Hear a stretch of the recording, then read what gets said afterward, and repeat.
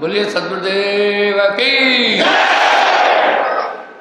भक्त मंडली की, आश्रय आनंद की।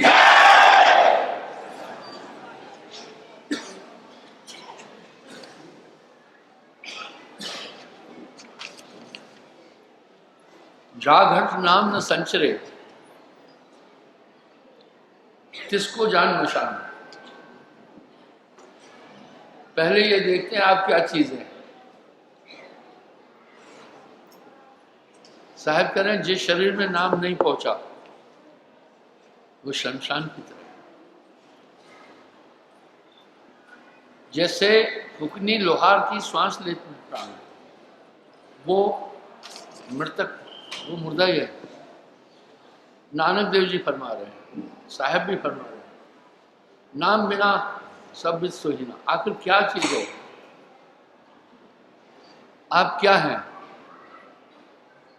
दुनिया का सबसे बड़ा ये प्रश्न है, को अहम, मैं कौन,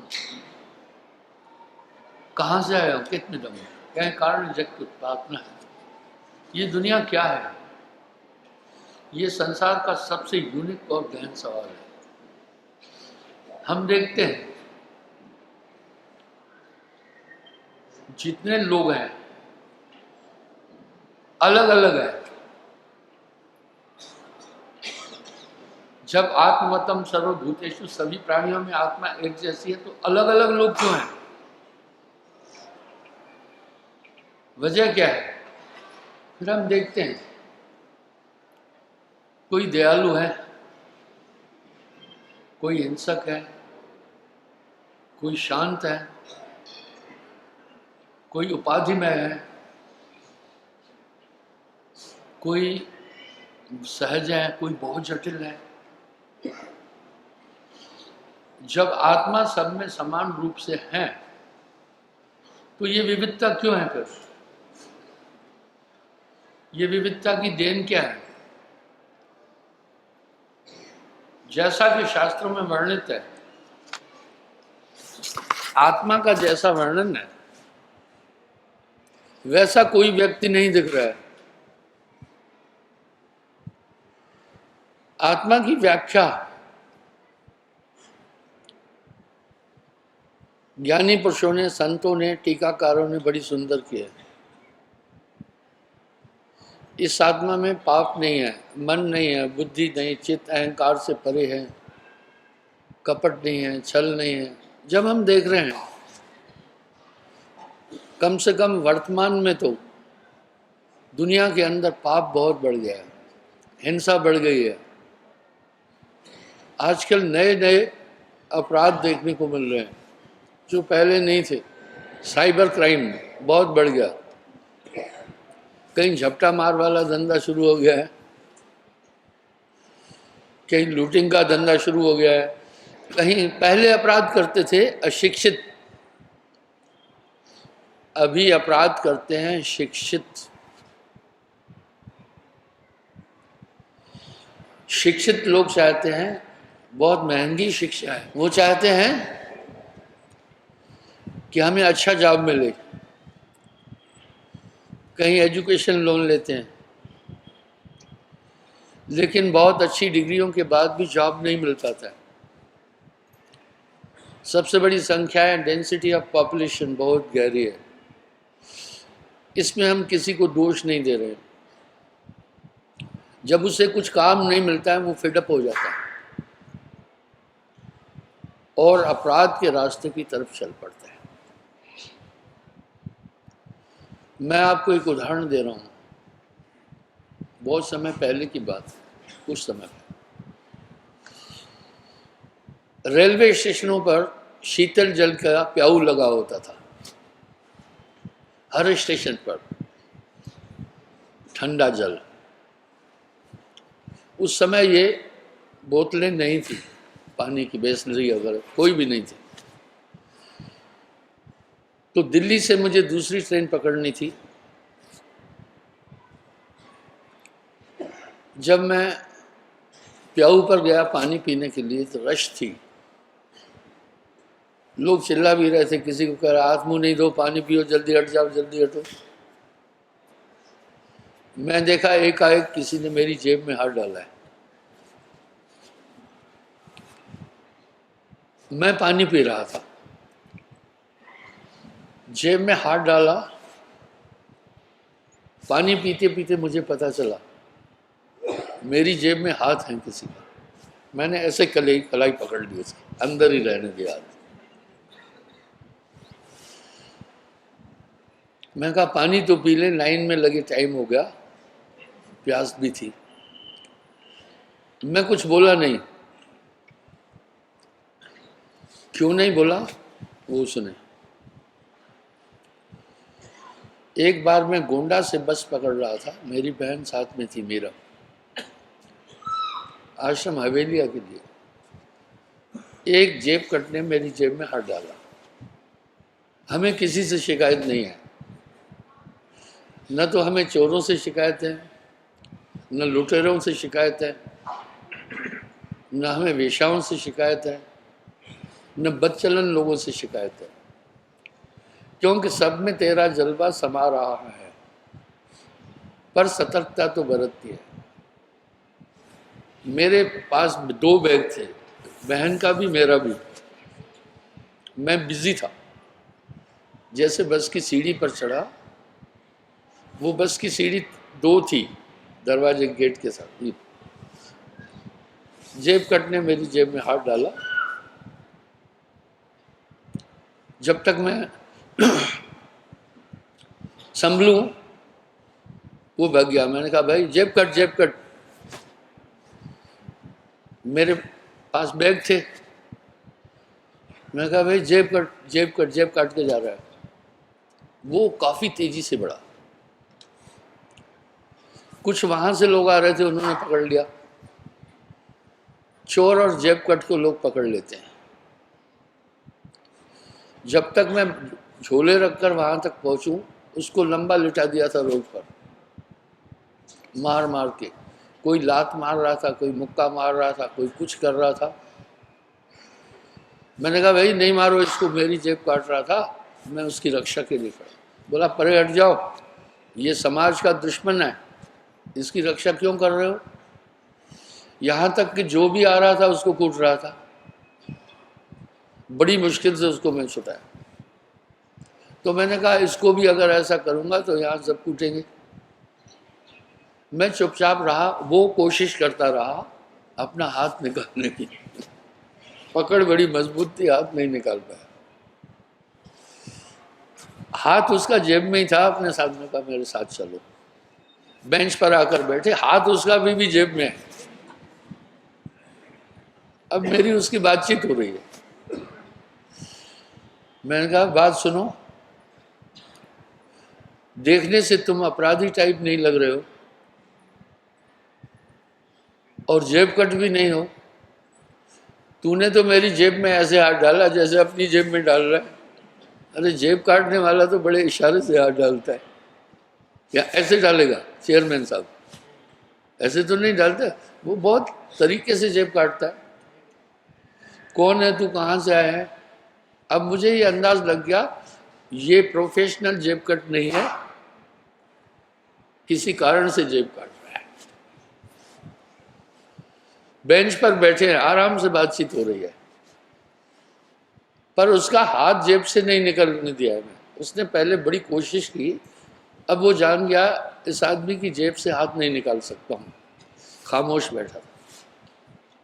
कहाँ के हो, उसने कहीं दूर दराज का बताया, वहाँ का हूँ, अभी मेरे चित्त में नहीं है। मैं बोला जेब कब से काटना शुरू किया। बोला आज पहली बार है। मैं बोला यार इसको पहली बार मैं ही मिला हूँ, क्यों जेब काट रहे हो। उसने कहा बाबूजी, पोस्ट ग्रेजुएट था, मैं कहीं दूर दराज उत्तराखंड या कहीं का उसने जिक्र किया, वहाँ का हूँ। दिल्ली में जॉब के लिए आया था, जॉब नहीं मिला। मैं घूमता रहा कहीं फैक्ट्रियों में, कहीं कहीं, कोई जॉब नहीं मिला। मेरे पास पैसे भी ख़त्म हो गए, जाने का किराया भी नहीं था, रोटी खाने के भी लिए नहीं था। मैं परेशान हो गया थोड़ा। मुझे और कोई चारा अच्छा नहीं दिखा नहीं। मैंने सोचा मांगूंगा तो लोग गालियां बकेंगे, दंड मुसरने, भीख मांग रहा है। इसलिए आपकी जेब लटक रही थी, पतला कुर्ता था तो कुछ पैसे उसको दिखाई दिए। मैंने सोचा कि इनके जेब से पैसे निकाल लेता हूँ। मैंने बोला बात सुनो।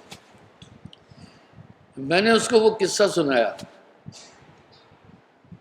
कि पहले भी एक आदमी ने मेरी जेब काटी। जब मैंने चिल्लाया तो उसको पब्लिक ने इतना मारना शुरू कर दिया। कोई लात मार रहा था मुंह में, कोई पेट में, कोई घूंसा, कहीं कुछ से। उसकी हालत बुरी कर दी।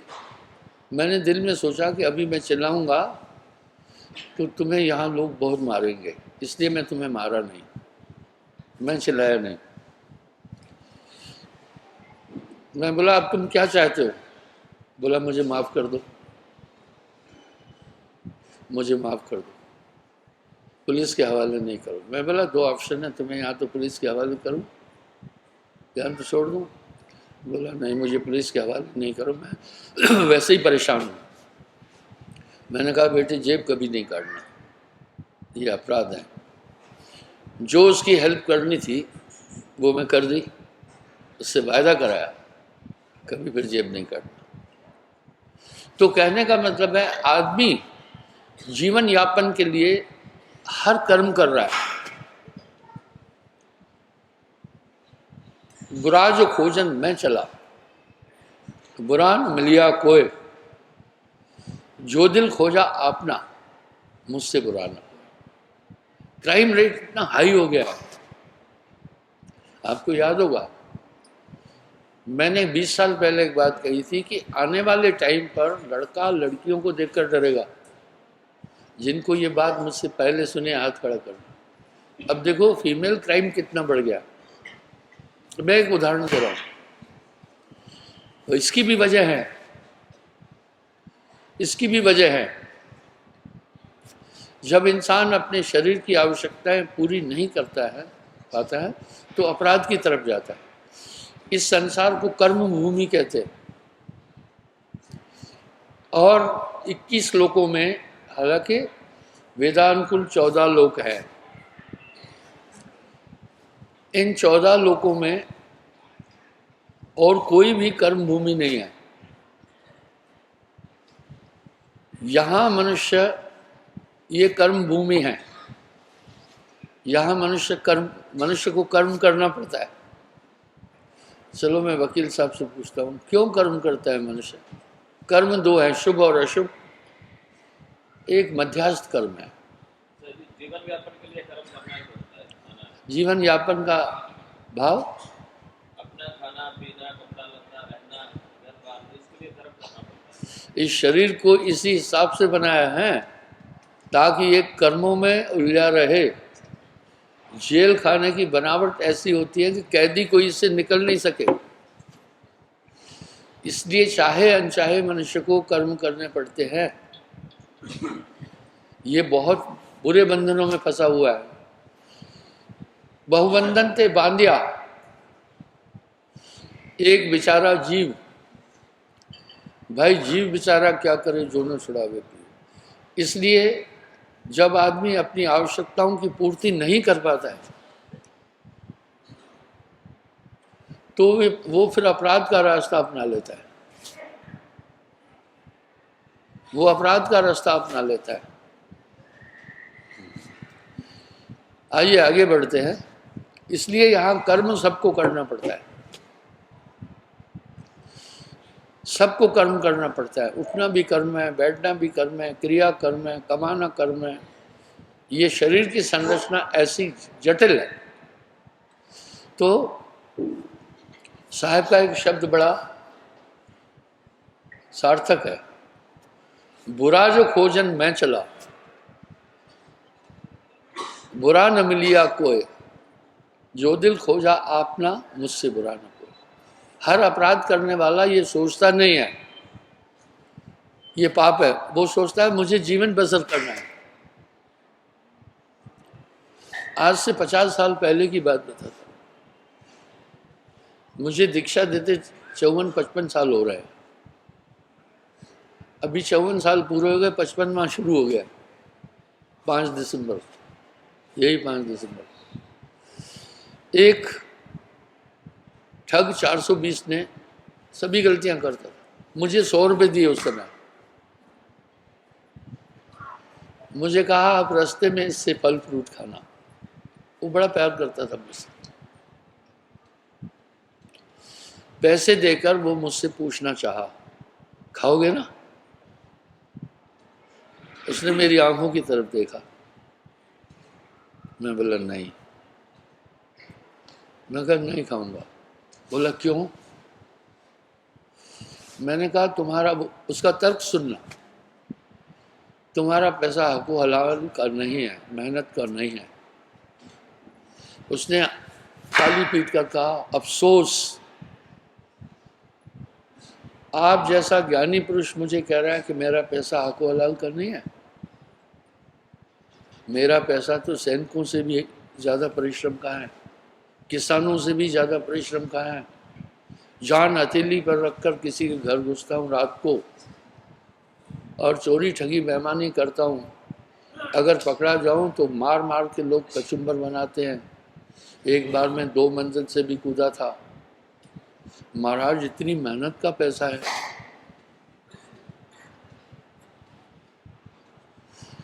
आप क्या सोचते हैं? अगर आप कहेंगे वेश्या का पैसा हराम का है तो सुनो, कितना जटिल है उसका पैसा। कोई भी स्त्री अपना जिस्म हर पुरुष को नहीं देना चाहती है। कितना जटिल है, बहुत जटिल है। इस तरह भाई, बुरा जो खोजन मैं चला तो बुरा न मिलिया कोई, जो दिल खोजा अपना तो मुझसे बुरा न कोई। कहने का मेरा ये भाव है। उसने अपना तर्क रखा, बहुत रिस्की पैसा है। मुझे इस पर एक बात याद आ गई, चोरी को क्या आप नॉर्मल काम समझते हैं? गुंडागर्दी को नॉर्मल काम समझते हैं? वो रिस्क में जी रहा है, ठीक है ना, वो बड़ी जटिल अवस्था में जी रहा है। एक बार एक महात्मा के पास एक चोर चोरी करने गया। महात्मा के पास कुछ नहीं था। उसने पूरी तलाशी ले ली उसकी कुटिया की, कुछ नहीं था उसके पास। उसने कहा यहाँ बैठकर प्रभु प्रभु कर रहा है, क्या दिया तुझे प्रभु ने? ऐसे ही मेरे लोगों को थोड़ी समस्या आती है तो लोग कहते हैं साहब ने क्या दिया मेरे साथ चल, माला माल कर दूंगा। बोला क्या करना होगा? बोला चोरी कर। मैं चोर हूँ? बोला मुझे चोरी नहीं आती है। बोला सिखा दूंगा, तुम्हें चोरी पूरी सिखा दूंगा, मेरे असिस्टेंट बनो, माला माल कर दूंगा। अजी उसने महात्मा को का ब्रेन कन्वर्ट कर दिया। उसने कहा ठीक है चोरी करेंगे आपके साथ, मुझे सिखाओ। उसने उसको चोरी के गुर सिखाए। फिर उसको कहा भाई ऐसा है, जो आदमी चोरी करने के लिए एक तो अंदर घुसता है, एक उसको शेल्टर देता है, सुरक्षा देता है। जैसे कोई आया तो एक आवाज निकल कर तो समझ जाता है खतरा है।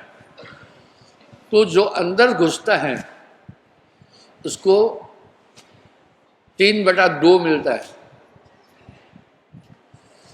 यानी 100 रुपये अगर चोरी किया तो उसको 2 हिस्से मिलते हैं, 67 रुपये।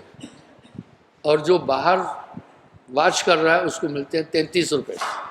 2/3 चोर को जो मुख्य, और जो सुरक्षा कर रहा है उसको 3/1 मिलता है। तो 1-2 चोरी की, पैसे मिले, उसको खुशी हुई महात्मा को। पर उसने देखा 100 रुपये आए, 67 रुपये इसने ले लिए, मुझे तो 33 ही मिले। अगली बार कुछ दिन बाद बोला मैं अंदर घुसूंगा, तुम शेल्टर देना। चोर ने कहा कोई बात नहीं है, क्योंकि जब उसने कई बार देखा चोर को तो डबल मिल रहा है, मुझे कम मिल रहा है, अब मैं चोरी भी सीख गया हूं। उसने कहा भाई ऐसा है चोर, अब मैं घुसूंगा चोरी करने, तुम सुरक्षा देना ताकि मुझे 2 हिस्से मिल जाएंगे, 2/3, 3/2। छोड़ने का कोई बात नहीं। अब महात्मा इतना ट्रेंड नहीं था, चोर बहुत होशियार होते हैं, बहुत सावधानी से कहीं भी घुसते हैं, महात्मा होशियार नहीं था। खटका कहीं कर दिया। एक सेठ के घर में चोरी करने गए थे, तो सेठ सेठानी उठ गए।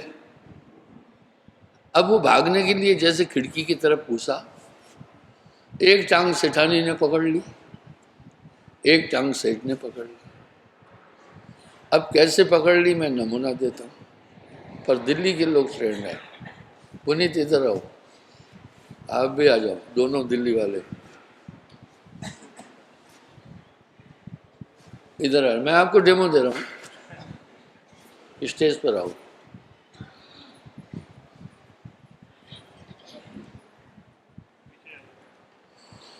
अब क्या हुआ, महात्मा फंस गया। कैसे फंस गया? एक टांग तुम पकड़ो, एक टांग तुम। अब तुम इधर आने की कोशिश करो, रुको। अब वो नहीं आ पा रहा है, क्यों? रुको, अभी बस कर, टांग पकड़े रहे। अब वो बाहर नहीं आ पा रहा था, उसने चोर को इशारा किया, पकड़ा गया हूं। अब चोर आ गया, ये समझो चोर है, उसको निकाल बाहर, पकड़ दो टांगे। अब खिच्चम खिच्ची होने लगी। अरे खड़ा हो अरविंद, ये खिच्चम खाची काफी देर हुई। वो भी जोर लगा रहा था और सेठानी और सेठ भी जोर लगा रहे थे। दूसरा चोर आ गया, अब छोड़ दो। बड़ी मुश्किल से आधे घंटे बाद इस चोर ने उसको खींच लिया। सेठानी भी थक गई, सेठ भी थक गई। अब 2 हिस्से तो मिले, जो कुछ लाया था गहने या रुपए, बैठ जाए। कितना मुश्किल था निकलना, हो भाई टोपे वाले। लेकिन जो दूसरा चोर खींचा तो थोड़ी हेल्प मिली है। और वो सेठ सेठानी कोई ताकतवर नहीं थे, एक लेडी थी, सेठ भी बुढ़ा था। लेकिन जब टांगे पकड़ ली तो आधी ताकत खत्म है। बड़ी मुश्किल से महात्मा बाहर निकला, दोनों भाग गए। अब जब हिस्सा किया, 3 में से 2 हिस्से मिले महात्मा को, 1 हिस्सा मिला चोर को। अगली बार जब प्लान किया चोरी का, तो चोर ने उससे पूछा 2 हिस्से लेने हैं, 1 हिस्सा? महात्मा ने कहा 1 हिस्सा। चोर ने कहा वो क्यों? बोला 2 में खिंचो खाची ज्यादा है। तो भैया ये जो धंधे है ना, ये सब नहीं कर सकते हैं, बड़े दिल वाला कर सकते हैं। मैं ये नहीं कह रहा हूँ, उनकी तारीफ नहीं कर रहा हूँ, ठीक है। हर अपराध एक रिस्क है। वाह साहब का ये शब्द बड़ा सार्थक है। बुरा जो खोजन मैं चला, बुरा न मिलिया कोई, जो दिल खोजा आपना, मुझसे बुरा न कोई। इसलिए मनुष्य अपनी आवश्यकताओं की पूर्ति के लिए जिद्दोजहद करता है। और ये problem density of population high होने के कारण बहुत है हमारे देश में।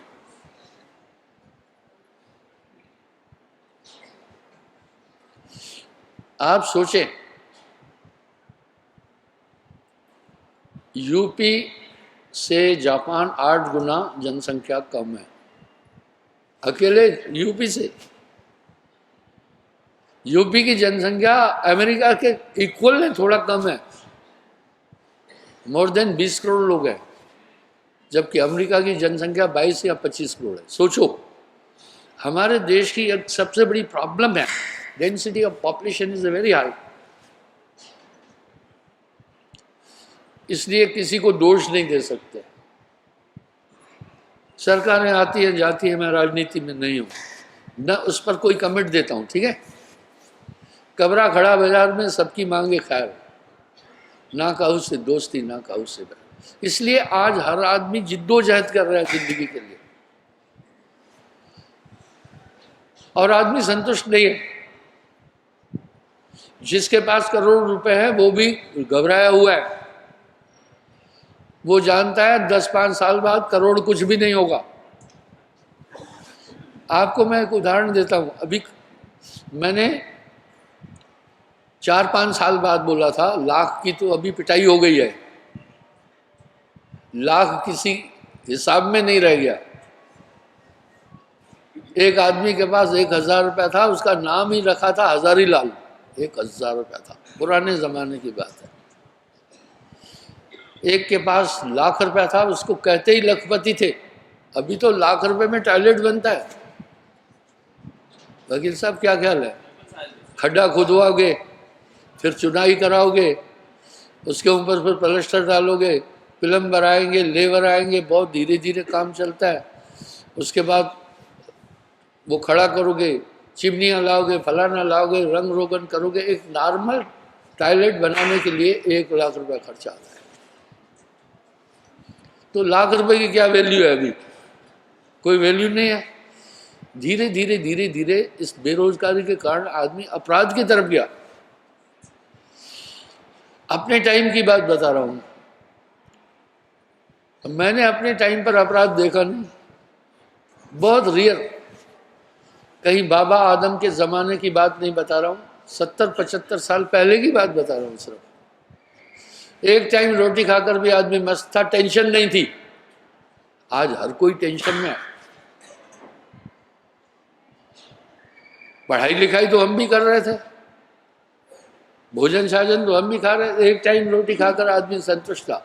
अभी फिक्र है तो बिजली का बिल देना है, फलाना करना है, ये स्मार्टफोन का बिल देना है, पानी का बिल देना है, कचरे का बिल देना है, फलाना देना है। टेंशन में है आदमी।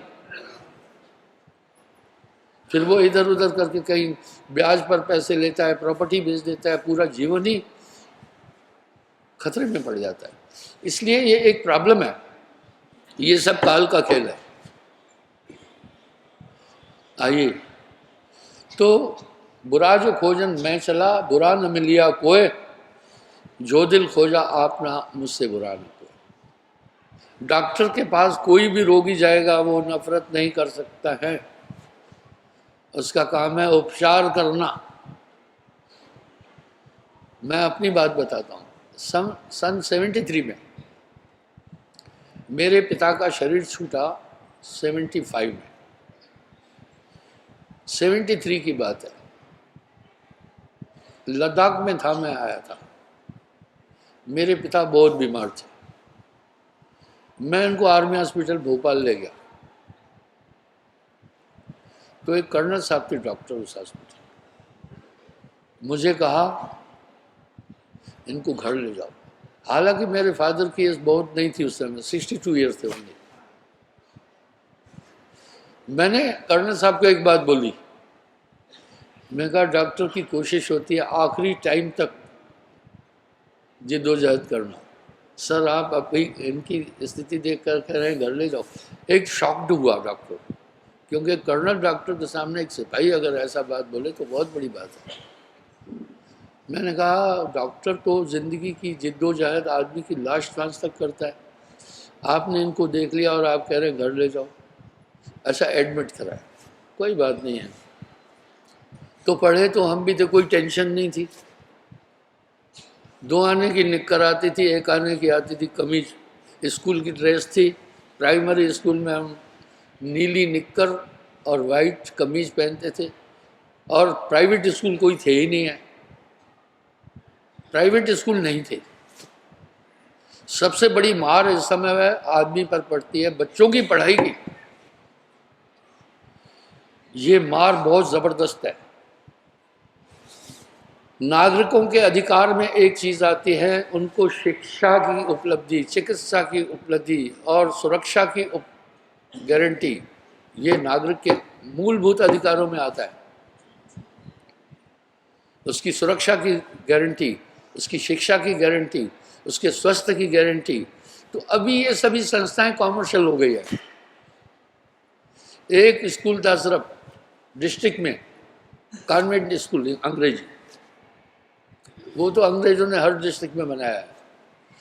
प्राइवेट स्कूल था ही नहीं, प्राइवेट हॉस्पिटल ही नहीं थी। अभी आप देखिए कैसा हो गया। खैर, मैं आगे चलता हूँ। ये चार अंतःकरण के संग आत्मा खराब, जैसे नीच प्रसंगते ब्राह्मण पियत शराब।